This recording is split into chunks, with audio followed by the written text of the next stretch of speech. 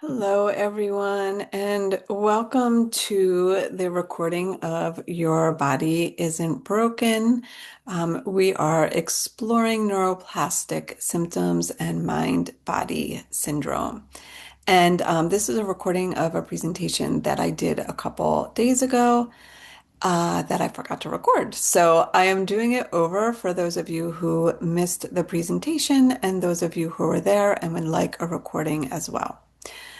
So let's get to it. I am going to share my screen here and get some slides up. Um, this presentation is pretty information heavy, just FYI. Um, so if you have any questions after watching or listening, feel free to email me at jsilverman at Therachi, Therachi, healing, healing.com. And I'm happy to answer any questions. So we are starting with Your Body Isn't Broken, Understanding Neuroplastic Pain and Mind-Body Symptoms. This presentation is educational only, and it complements, not replaces medical care. My name is Jody Silverman. I am a holistic psychotherapist and a nervous system practitioner. So a lot of what you're going to hear me talk about, you'll hear through the framework of nervous system awareness and regulation. And so here's what we'll cover today: neuroplastic pain and symptoms, what that means, what they are, primary versus secondary pain, predictive processing, safety and the nervous system, emotions and symptoms, and also there's going to be a few embodied practices throughout the presentation, which are very important because a lot of this work is somatic. Somatic meaning soma means body, and we can't do this work without getting the body involved. Okay, so we start with what is neuroplasticity? So neuroplasticity is our brain's capacity to adapt, reorganize, and rewire its neural networks in response to learning new experiences or injury. So it allows the central nervous system to continuously change its structure and function throughout our entire life. Now, we used to believe, take a sip. Mm. We used to believe that our brains stopped changing when we were by the time we were like 6 years old. We thought that most of the plasticity was pretty much over, and that if we didn't learn it by the time we were 6, we weren't going to learn it. That has since changed and been updated. And what we know now is that our brain is always changing, learning, growing, adjusting. And so, given that information, it really provides opportunities for us to intentionally and mindfully shift the way that we show up in the world. This idea of like you can't teach an old dog new tricks isn't necessarily true. So, neuroplastic pain and symptoms in particular, these are real physical sensations in the body that is generated by the brain's nervous system without ongoing tissue damage or structural injury. And it occurs when the brain becomes hypersensitive and creates a learned pain pathway, misinterpreting safe bodily signals as dangerous. So the reason why it's neuroplastic is because somewhere along the line, the brain learned that these signals that it's receiving mean that there is danger. And as a result, it creates, along with the nervous system, symptoms to let us know that there is some kind of threat. And usually those symptoms are pretty intense because if there's a threat in our environment, external or internal, we have to like do something about it. And so what happens when we have neuroplastic pain or symptoms, the sensation that we're experiencing is very real. It just isn't necessarily connected to any kind of tissue damage or structural injury. It is the brain stuck in this pattern of threat.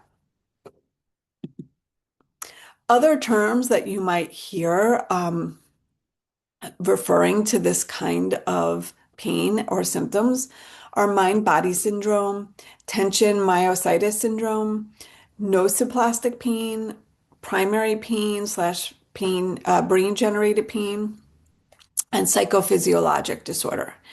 So the field is fairly new, to be honest. The research is new, the neuroscience is new, and there have been a lot of people in different areas that have come up with this connection. And so there are a lot of different names being thrown around. So that's one of the things I think the field is trying to work on, like finding like one name for what we're talking about here. But for now, these are some of the things you might hear that really mean the same thing. So common symptoms that people might experience that fall into this neuroplastic bucket, and there are others, but these are just more some of the more common ones. Musculoskeletal pain, such as unexplained back pain, neck pain, tension headaches, migraines, or fibromyalgia. Nerve-like sensations such as tingling, numbness, burning sensations, or weakness in the limbs that don't align with a structural pinched nerve or neuropathy. And autonomic or visceral issues, digestive, gastrointestinal issues, pelvic pain, chronic fatigue. We also, something that's been coming up a lot are things like dizziness and kind of like this brain fog that a lot of people are experiencing. And I want to be really clear about this because somebody had asked on the live presentation. This does not mean that there is a complete absence of something structural in the body. So a lot of times they have inflammation, or they might have a compressed nerve, or they might have something else that's happening in the body that gets connected with the sensation or the symptom. And that sometimes that's a good match, but oftentimes when we're talking about chronic pain, and we'll get into this a little bit more later, or chronic symptoms, the symptom or the pain that we're experiencing is out of proportion to what is structurally happening in the body. And so what that means is that not that there's not something going on in our, because there's always something going on in our bodies. Nothing is ever static, right? But that the sensation that's being created by whatever that is being interpreted by the brain as way more dangerous than what it actually is. And I really want to drive that point home because there's a lot of sensitivity and tension in this field around things like fibromyalgia, MCAS, Ehlers-Danlos syndrome, where people are experiencing real structural challenges, yet their pain and their symptoms are somewhat out of proportion to what those structural challenges are. And the work in this field is to help people feel better and more comfortable in their bodies, regardless of what might be happening in their bodies. So the brain creates these real symptoms based on what it's predicting. So this is the neuroplastic piece and the predictive processing. And we'll get a little bit more into that, but I just want to reiterate that our nervous system and our brain learns from experience. And repeated threat strengthens those protective responses. So if we have an experience that's threatening, like let's say we break our foot, for example. That's a real threat, and it hurts, and it creates all sorts of problems. And what can happen over time, though, because that heals eventually, but maybe this happened to me, right? Like maybe every time I step off a curb, because what I did was I stepped off a curb onto an acorn and my broke the fifth metatarsal. Every time I step off a curb or step on an acorn, I get a little bit of a like ping in that area. It's like I'm like nothing's wrong. My foot is fine, but my brain is like, oh, I know this. I know this experience. Be careful. There's a threat here. Let me send you some pain to remind you. And the more that that happens, The more those neurons fire together, the more they wire together, and the more that becomes the predictive pattern. So that potentially every time I step off a curb, my foot's going to hurt. Now, we don't want that to happen because there really is no threat in just stepping off a curb, only if you step on an acorn and twist your foot. So I hope that makes a little bit of sense. And maybe some of you have a story that is very similar or relates to that, where you had some kind of injury or some kind of experience. The threat was real, everything healed. But every time you're kind of faced with something that's going to remind your brain or your nervous system of it, you experience some kind of symptom in your body.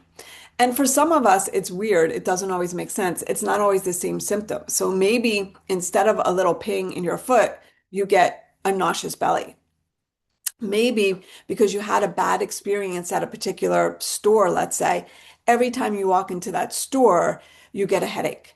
So these are things that we want to really pay attention to. Are we seeing, we are wired to believe that those things are causing the physical symptoms, like, oh, I can't go into this particular store because the lights and the buzzing and the this and the that, and it makes my head hurt.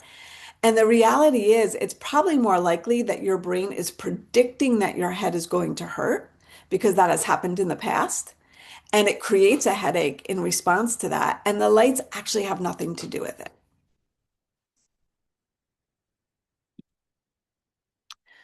So all pain and symptoms are real. I want to make sure that you really hear this because a lot of times when we talk about neuroplastic pain and symptoms, people are like, "Oh, you're telling me it's all in my head. I'm making it up." No, it is not all in your head. It's in your brain, but you're not making it up. So primary pain is pain unto itself. So it is not the result of another disease or an injury, but rather it's the main problem. So one of the hallmarks of primary chronic pain is that there's no clear-cut source for it. There's just pain. Secondary pain is a result of another condition or injury. This pain is secondary because its present can be linked directly to a specific cause. It's directly related to a known medical condition or injury. And once that condition is treated or managed, the pain typically decreases or goes away. So why would we experience pain if the body isn't injured? Like, why does that happen? Well, we have to understand what pain actually is. Pain is not the injury. Pain is the alarm system. It doesn't manage the amount of damage that has happened. What it does measure is danger, the need for protection, and a predicted need for action. So for some of us, especially if we have sensitive nervous systems, if we've had a lot of threat in our lives, our our brain turns up the volume on the sensation and makes the pain really, really high because it wants us to listen. Sometimes that alarm matches the injury. If you touch a hot stove, it's going to hurt like hell. And the reason is because you have to take your hand away, otherwise, all of your skin will melt off. Makes total sense. We don't want to have to think about that. Oh, should I remove my hand or should I keep it here? Oh, look, my skin is melting. Maybe I should take it off. No, the pain is created by our brain to automatically cause us to remove our hand. Same thing with a sprained ankle. Let's say you're going for a run, you twist your ankle, it hurts. You can't continue to run on it. And the reason for that is if you keep running on it, you're going to cause more damage. We don't want to be in a position where we're like, should I run on it? Shouldn't I run on it? Will it cause more damage? Won't it cause more damage? Right? Our nervous system wants us to know, no, do not keep running. The problem is that sometimes that alarm gets faulty and it stays on. It's like the fire is out, but the smoke alarm is still going. And oftentimes that's related to an old injury memory, fear or hypervigilance, learned protective responses, as we talked about earlier, stress, overwhelm, or some kind of like general unresolved threat. Our brain predicts these things in order to protect us. The brain is always asking, what is most likely happening? Here's like the really interesting thing. We are never reacting to what's happening in the moment. We are reacting to what our brain is predicting is going to happen. And it uses past experiences, our memories, the context in which we're in, fear, and expectations in order to figure out what is going to happen next. If our brain is predicting danger, it sends that information to our nervous system and it creates pain, fatigue, dizziness, tension, GI symptoms, even when our body is actually safe. So take a moment here and take a look at this picture. What do you see? I imagine some of you saw a duck, and I imagine some of you see a rabbit. And for those of you who saw one or the other, see if you can kind of soften your eyes a little bit and see the other one and kind of go back and forth. The reason why people see two different things has to do with what your brain is predicting. For whatever reason, some of you are more inclined to a duck, you see a duck. Some of you are more inclined to a rabbit, you see a rabbit. Sometimes once you see them both, it just keeps flipping back and forth, which is what it's doing for me. It's driving me a little bit nuts. So I'm gonna switch slides here. But the idea is that our brain predicts things based on what it is expecting to see. So I'm gonna have us pause here and just take in what I've been saying. I just dumped a whole lot of information and just notice what's happening in your body right now. See if there's any sensations. Does anything feel like tension? Does anything feel good or neutral?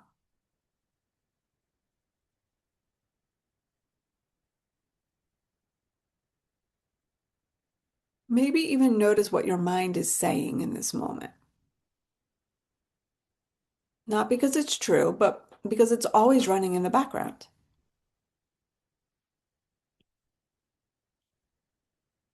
Okay. So the nervous system is always asking one question. Am I safe? And everything else follows from that answer. That's our nervous system's job. Keep us alive. That's pretty much it. And the way that our nervous system detects threat versus safety is through a process called neuroception. Neuroception is a term that was coined by Dr. Stephen Porges. And this is the way our nervous system automatically detects safety or danger outside of our conscious awareness. So this is constantly happening. Our nervous system is taking in information through our senses, what we smell, what we hear, what we see, what we sense, what we feel, and it is sending that information to our brain. Our brain is bumping that up against our past experiences, our memories, the context, deciding whether we are safe or not, and then sending that information back to our body. And then our back to our nervous system that then creates sensations in our body. How we sense what's happening in the body is interoception. And so once we have that experience, that sensation in our body, we then make meaning of it. And this is where we can start to actually actively have a role in changing some of these predictive patterns. Because up until this point, it's all happening below conscious awareness. And it's not until the sensation shows up in your body that you start to become aware of it. And then your mind quickly makes sense out of it. And that's what we can slow down. And that we did that pause and I had you check in, like, what are you noticing in your body? What is the sensation and what does the sensation mean? So we can only accurately interpret those interoceptive signals, those inner feelings or sensations when we feel safe. Neuroception and interoception connect to create this emotional awareness, which allows the brain to interpret a pounding heart as either safe or as either excitement, which is safe neuroception, or fear, which is unsafe. The sensation itself is the same. That pounding sensation in our chest It can be excitement or it can be fear. And the way in which we interpret it is what makes the difference. I also wanted to pause for a moment, talk about the difference between perception and perspective, because this is really important too. So, our perception is the physical and emotional sensation of pain that we experience. So, it's what we take in through our senses. I'm perceiving that I'm thirsty because my throat is dry. It's that sensation of dry throat. That's my perception. My perspective is the overarching belief and meaning that I assign to that sensation, right? Because, and the meaning I make about my throat being dry is that I am thirsty and I need something to drink. With neuroplastic pain, we work to change our perspective of the pain, adopting the belief that our body is safe and the pain is actually a false alarm, which then alters how we interpret the sensations. So when we no longer fear the sensation, which is the shift in perspective, the brain stops treating it as an emergency, thereby reducing the perception of it. So, for example, I wake up in the middle of the night and my stomach is killing me, right? And I'm perceiving this pain in my stomach. And my perspective is, oh my God, I caught that stomach bug that's going around. And I start freaking out. And I'm like, oh my gosh, this is going to be the worst thing ever.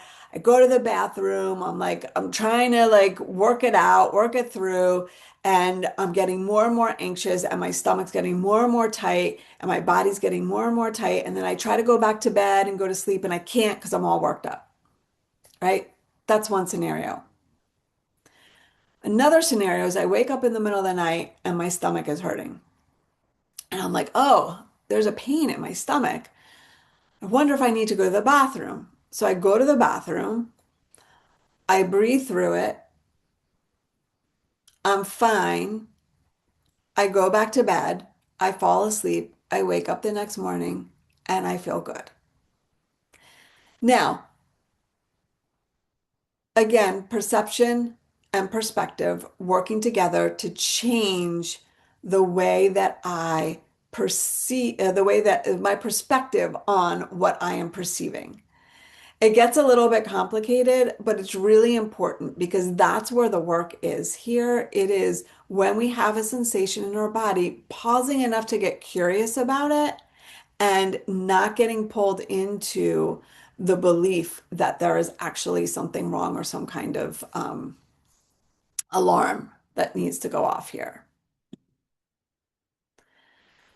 So our nervous system speaks to us through these symptoms. Some of you might be familiar with, there's a really famous book called The Body Keeps the Score by Bessel van der Kolk. He's a really well-known trauma expert and kind of broke into a new way of understanding how trauma impacts the body. And it's about 15-ish years old now, and there's been updated research and understanding to kind of expand the way that we understand trauma. And it's not that the body keeps the score. It's actually the brain that's keeping the score, but it uses the body as the scorecard. A brain cannot express itself. The brain, this stuff blows my mind. The brain uses the body to express itself. And so our job is to slow down and listen and to be curious. So when we're not being curious and we're not able to slow that down, we get stuck in this what's known as the chronic pain. It's actually the chronic fear pain cycle. And this is really important because this is kind of the crux of why neuroplastic pain persists. So we experience pain, we experience a sensation, and then because we are our perspective on that pain is that there's something wrong, because that's what we've come to understand. We start to develop anxiety that that pain is signaling tissue damage and harm. And then our brain becomes more focused on the problem. sending more information to our nervous system that like, oh, we are under attack.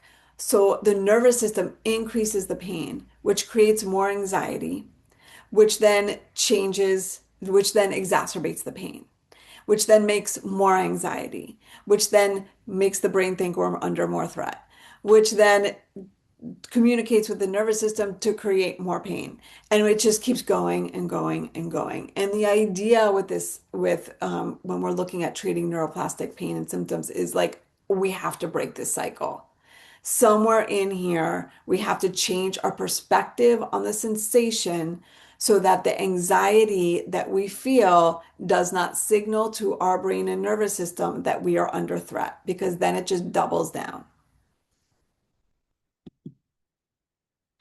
This is a shift from pain management to pain awareness. So the old model is that we either fight symptoms, control symptoms, or eliminate symptoms. The new model is that we notice, we understand, we allow, and we respond differently. The awareness changes the prediction.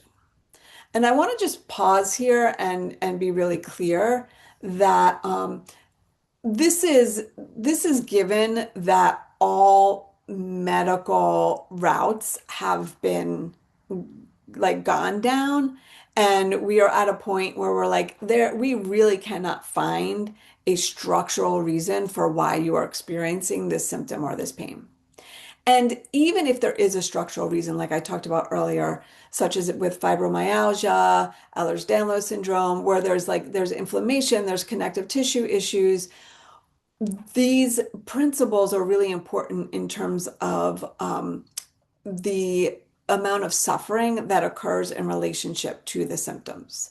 And so, in those cases where there's what we call mixed symptoms, right, which is both primary and secondary pain or symptoms, the goal really is to minimize the impact of those symptoms on our daily functioning, our ability to make meaning, and our nervous system. It's all about creating safety in the nervous system. If we're able to do that, then everything else just kind of gets turned down a little bit. So, one of the most effective interventions when we talk about doing this work is something called somatic tracking. And somatic tracking is a process through which we mindfully observe the symptom or the pain. And in doing so, we reappraise for safety. Like, okay, there's nothing wrong right now. My body is fine. There is nothing for me to be worried about.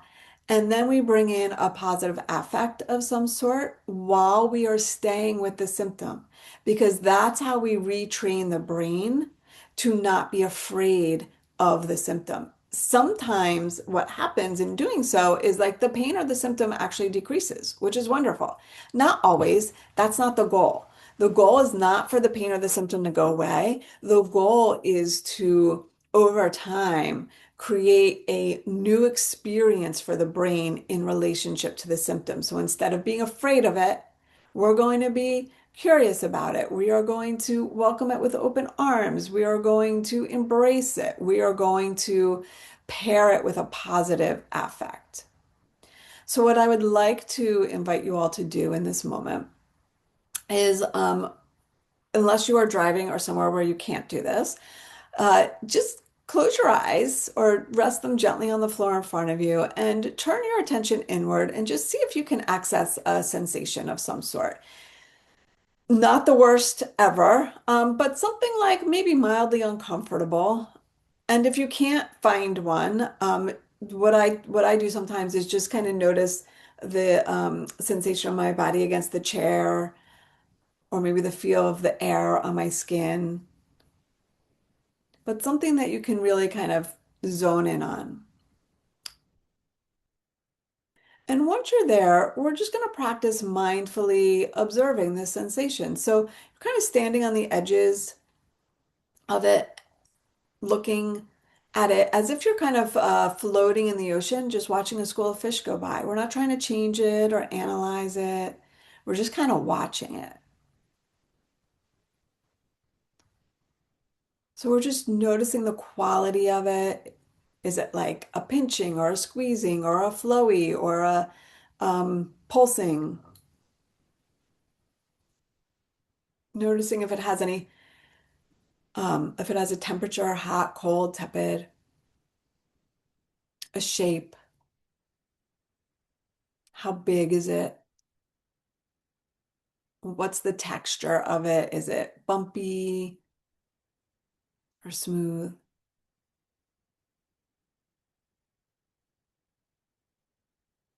And while you're staying with this sensation, you're just reminding yourself that right here in this moment, you are completely safe.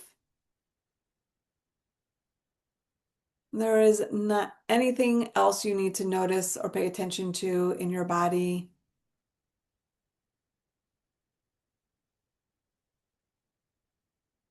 Everything else is just doing what it needs to do in this moment.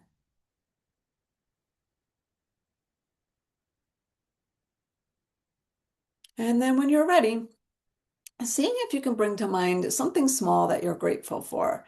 And when I say something small, I'm really talking about like something really concrete, that you can really like grasp. So it might be like your cup of coffee or tea in the morning, or the feel of the sun on your face, or your favorite dessert.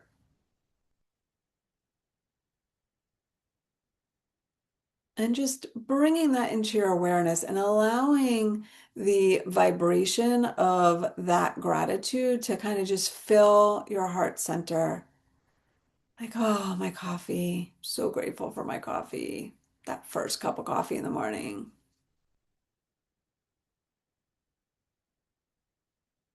And make sure you're continuing to breathe while you do this. And when you're ready, just going back to that original sensation that we started with and just noticing, has anything shifted here? Maybe it has, maybe it hasn't. Doesn't matter. We're just kind of noticing, continuing to breathe, reminding yourself that you're safe in this moment, bringing into your awareness the vibration of that thing that you're grateful for.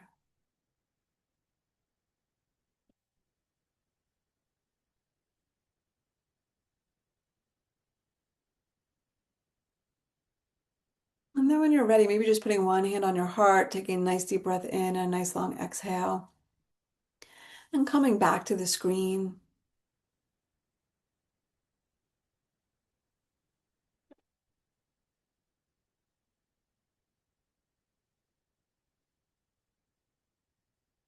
And just notice if anything's different. And again, it may be, it may not be. And this was just like a mini somatic tracking session. But these are the kinds of things that we do in order to help retrain our brain and update our system. So I'm going to shift for a moment here and talk about emotions. So emotions are body information. Unfelt emotions live in our physiology. Some examples are when we're grieving, we might feel heavy. When we're angry, we might feel tension. We feel fear in our stomach. Shame feels like a collapse, right? So I think this is really important. Emotions are sensations that occur in our body. That's how we know that they're there. Emotions are meant to move. Emotions, energy, emotion. Many of you have probably heard that. And oftentimes we don't allow them to move because we have been taught to push them down or push them aside or to not allow them. And so they get stuck in our physiology. But what that really means is that they get stuck in our brain and our nervous system, and that like pattern of expression is never completed. And as a result of that, our brain finds other ways to express the emotion, usually through pain and symptoms. So unprocessed emotions often lead to nervous system activation. And so these are things we need to be aware of as we're working through these neuroplastic symptoms, is understanding that it's not only these like physical um, what's the word I'm looking for? Like activations that create the symptoms. It can sometimes be these unprocessed emotions. Interestingly enough, physical pain is much easier to deal with than emotional pain. So oftentimes our nervous system will protect us from the more difficult emotions by creating physical pain and sensations. So one really simple way to start to play around with becoming aware of and expressing emotions is to acknowledge when they occur. Oh, I'm noticing anger. I'm noticing sadness. I'm noticing resentment. I'm noticing joy. Name it. We have to name it to tame it. Stay with it. So emotions only like the felt sensations of emotions, if we're just focused on the emotion, they only really last for 90 seconds. So if we can stay with that, even if it might be uncomfortable, it's kind of like stubbing your toe. Like once you stub your toe, there's really nothing you can do other than wait it out. And it's the same thing with emotions. Once it shows up, give yourself permission to wait out those 90 seconds so that it can complete its arc. And once the arc is complete, the idea is that you come back to a more regulated state and then you're able to express yourself. The release happens by virtue of acknowledging, naming, and staying with it. Once it's completed, it's gone. It's our thoughts around it that keeps it going, and our inability to stay with it that keeps those emotions going. Okay, so what now? Hopefully, what you got here is that healing is not about positive thinking. It's not, it's all in your head. It's not ignore the pain, and it's definitely not push through the pain. Healing includes bringing safety into your nervous system, having awareness of what's showing up in your body, being willing to express your emotions, gradual exposure to the things that your brain believes might be causing the pain and giving it a new experience. It's less about fighting the body and more about helping it feel safe enough to change. So there's three doorways for this. Regulate, repattern, and reconnect. And it doesn't matter what doorway you go through. All three are typically needed, but depending on where you are and what you're doing, you might, be called to one more than the other.